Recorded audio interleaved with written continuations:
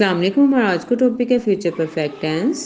Describes an action that, ये action को बयान करता है जो कि विल बी कंप्लीटेड। एक्शन जो है वो मुकम्मल हो चुका होगा बिफोर, पहले, अनदर एक्शन, दूसरे एक्शन से पहले, इन द फ्यूचर, मुस्तकबिल में। यानी मुस्तकबिल में किसी भी दूसरे काम को शुरू करने से पहले ये वाला जो काम है वो मुकम्मल हो चुका होगा। विल बी फिनिश्ड, ख़त्म हो चुका होगा। एट अ स्पेसिफिक पॉइंट, किसी ख़ास पॉइंट पर, किसी ख़ास वक़्त, मकाम, जगह पर। इन द फ्यूचर, मुस्तकबिल में। यानी कि मुस्तकबिल में किसी भी वक़्त, किसी भी ख़ास जगह पर, मुकाम पर ये ख़त्म हो चुका होगा। स्पेसिफिक पॉइंट का मतलब ख़ास, जैसे हमने कहना है ये 2 हफ्तों में कंप्लीट होगा, तो ये 2 हफ्तों में मुकम्मल हो चुका होगा। Will have a lasting impact, ये अपना लास्टिंग तादे रहने वाला इम्पैक्ट, असर और इफेक्ट या तासुर, असर या तासुर ऑन अनदर एक्शन, किसी भी दूसरे एक्शन पर। इन द फ्यूचर, मुस्तकबिल में, ये मुस्तकबिल में किसी भी दूसरे एक्शन पर अपना तादेर असर छोड़ेगा या छोड़ चुका होगा। टाइम रेफरेंस देख लें। रेफरेंस होता है हवाला, वक़्त का हवाला। कैसे इसका फ्यूचर परफेक्ट टेंस को वक़्त का हवाला के लिहाज से बयान किया जाता है?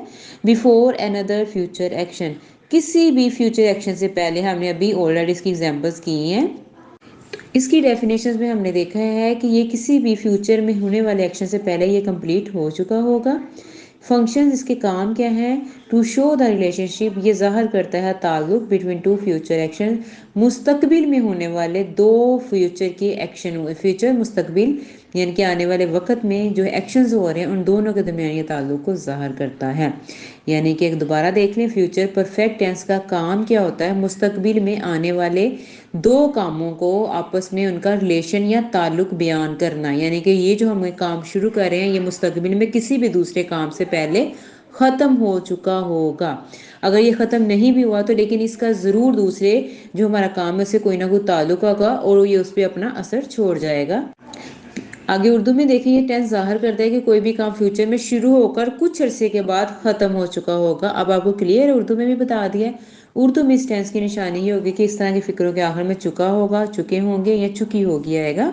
इसके जुमलों में विल हैव या शैल हैव के बाद वर्ब की तीसरी फॉर्म या थर्ड फॉर्म में वर्ब यूज़ होगी। आगे फ्यूचर परफेक्ट टेंस की फॉर्म्स देखें। Affirmative form, affirmative positive form को कहते हैं। इसमें सबसे पहले फॉर्मूला देखिए, सब्जेक्ट आएगा, शेल या विल हैव आएगा, प्लस पास्ट पार्टिसिपल आएगा, यानी कि थर्ड फॉर्म ऑफ वर्ब आएगा। लास्ट में ऑब्जेक्ट अगर है तो आप लगाए।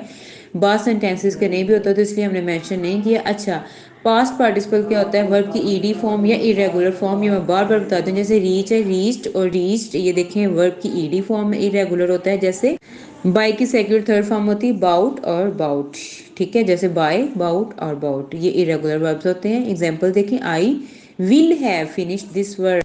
अब यहाँ पे एक चीज नोटिस, आई के साथ शेल नहीं आया, विल आया। वैसे आई और वी के साथ शेल होता है लेकिन यहाँ विल आया क्योंकि यहाँ पे फ्यूचर प्लान है कि ये जो बुक है ना ये मैंने खत्म कर देनी है, पढ़ के मैंने खत्म कर देनी है, मैंने पूरी पढ़ लेनी है। Finish the book, this book का मतलब ये बुक जो है ना मैंने पूरी पढ़ लेनी है, तो ये उसका फ्यूचर प्लान है। तो फ्यूचर प्लान हो हमारे पास तो आई के साथ विल आएगा, शेल नहीं आएगा। इसके अलावा हम एक अलग से टॉपिक करेंगे, आपको विल और शेल का यूज बताएंगे। अभी हमारा ये वाला जो टॉपिक है वो लेंथी हो जाएगा। आगे सेकंड एग्जांपल और थर्ड एग्जांपल आप लोग खुद देख लें। हम नेगेटिव की तरफ आते हैं। सब्जेक्ट आएगा, फिर विल या शेल के साथ नोट आएगा, note have plus past participle, वही पहले वाला, I will not have finish this book, ठीक है। विल के साथ ये शेल के साथ नोट लगेगा, फिर हैव लगेगा। ये फ्यूचर परफेक्ट की निशानी है, हैव लाजमी लगेगा, ठीक है। परफेक्ट में हैव लाजमी लगता है और साथ थर्ड फॉर्म ऑफ वर्ब लगता है या पास्ट पार्टिसिपल, एक ही बात है, ठीक है। सेकंड भी देख लें, थर्ड आप खुद देख लें। You will not have studied the English book. Third, we shall not have eaten food. Interrogative में देख ले, विल या शैल स्टार्ट में आएगा, सब्जेक्ट आएगा, फिर हैव आएगा और पास्ट पार्टिसिपल आ जाएगा। एग्जांपल देखें, will I have finish this book, will you have studied the English tenses. Third example आप खुद देख लें। नेगेटिव इंटेरोगेटिव में देखें, विल सब्जेक्ट आएगा, ठीक है, फॉर्मूला में, फिर उसके बाद not have plus past participle आएगा, will I not have finish this book. बाकी एग्जांपल्स आपके सामने, आपको देखें। आगे सिग्नल वर्ड्स में देखिए, सिग्नल होता है इशारा, ये हमें बताते हैं ये चीज़ें कि ये पास्ट फ्यूचर परफेक्ट टेंस है, ठीक है। देखें, जैसे विल हैव और साथ पास्ट पार्टिसिपल आएगा तो हमें पता चल जाएगा फ्यूचर परफेक्ट टेंस है। शेल हैव के साथ पास्ट पार्टिसिपल फिर भी हमें पता चल जाएगा।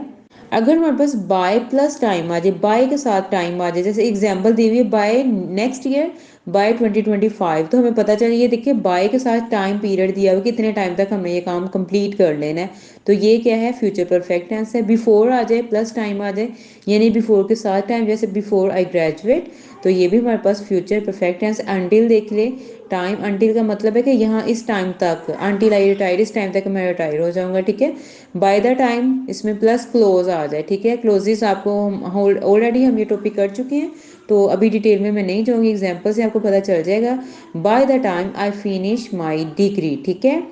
प्रायर टू, प्रायर होता है पहले, टू वक्त से पहले, ठीक है, यानी इस वक्त से पहले मैं अपना ये काम कंप्लीट कर लूंगा, प्रायर टू माई वर्क, ठीक है। ये क्लियर है, यूजेस इसके देख लें।